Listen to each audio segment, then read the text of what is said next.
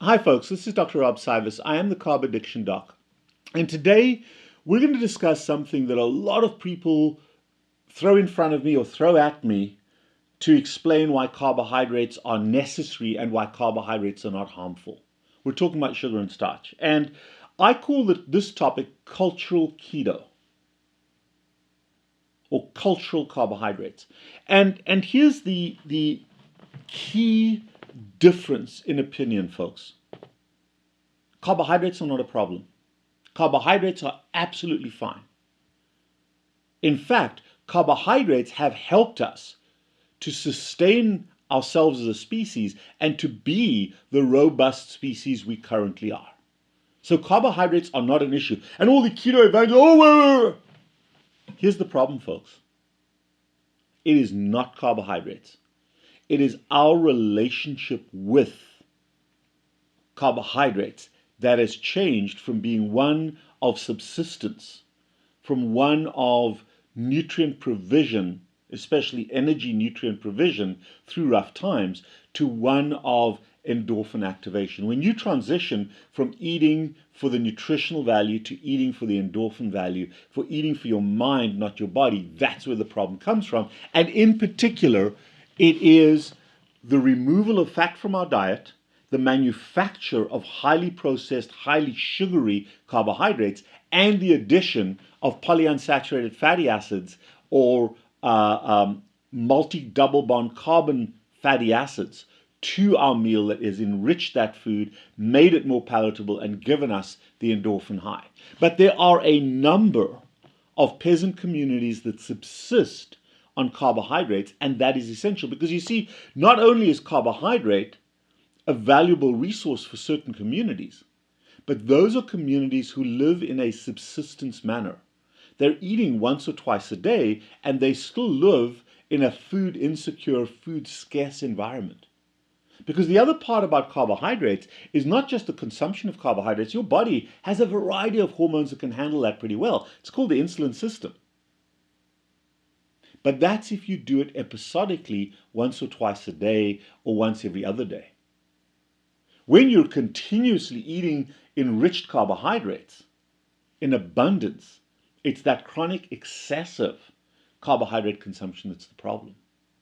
And in the modern world, on the so-called standard American diet, in the modern diet where we're eating multiple times a day, 3 meals a day and snacks, and it's highly manufactured sugary substances, that's where the problem comes in. Chewing a cocoa leaf in the Amazon jungle is absolutely fine. Squirting up heroin, not so good. Same drug, same drug, same drug, same drug, same drug. One has lifestyle value, the other one is crippling our society.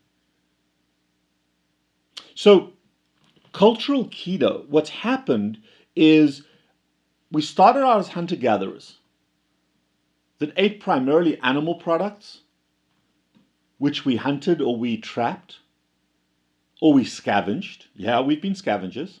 And we ate vegetable and fruit products that were naturally available. That's way, way back, hunter-gatherer societies. But food was very insecure. So we then, as our brains grew bigger, we learned agriculture. And agriculture was primarily plants, and we started with grain agriculture. And we can say all we want to about grains. Being a grain-based society helped us to increase our population, to feed that population at least to the point of procreation. Sure, it caused a lot of damage, it's caused a lot of harm. But agriculture, particularly carbohydrate agriculture, has given us a degree of food security, but we were still dependent on the environment, on droughts and on floods for that food security. And then we entered the age of manufacturing carbohydrates as the most stable, first-time abundant source of continuous carbohydrates that is very secure. And that's where the problem came in. But the problem was not primarily the manufacture of carbohydrates. That made logical, positive sense. It was lipophobia, it was the demonization of fat that was equally important. And if you look at the subsistence cultural groups of people who eat very high carbohydrate content. For example, sweet potatoes up to 80% of the diet of certain tribes in the South Pacific Islands. And they were fine. But they added fat to their diet on a regular basis. And they ate carbohydrates episodically, once or twice a day. The problem is once you've become fat or diabetic, once you've abused that, like an alcoholic, you've lost that capacity to control that environment, and that's where the issue lies. Now, we've gone from being hunter-gatherer society to grain farmers to sugar manufacturers. The next level of advancement of us as a species, as I predicted, we're kind of at a branch point. Those that get trapped, so every time there's been a trap, there's been the trapping of people in a hunter-gatherer society when everyone else went to grain-based. And there was some merit to that, but a lot of death and destruction in that population. Then we've outlived the peasant communities that are carbohydrate farmers because we've become carbohydrate manufacturers. And we're now at that branch point where we want to leave the carbohydrate manufacturers in the dust. Let them take that branch toward extinction, while we move on as a species to create cultural keto, where we are again living primarily on animal products with some vegetable products ultra low in carbohydrates. Why? Because with our modern farming techniques, we now have a reliable resource of animal products. And if we protect that and if we sustain that, it is actually protective of the environment more so than the grain product farmers.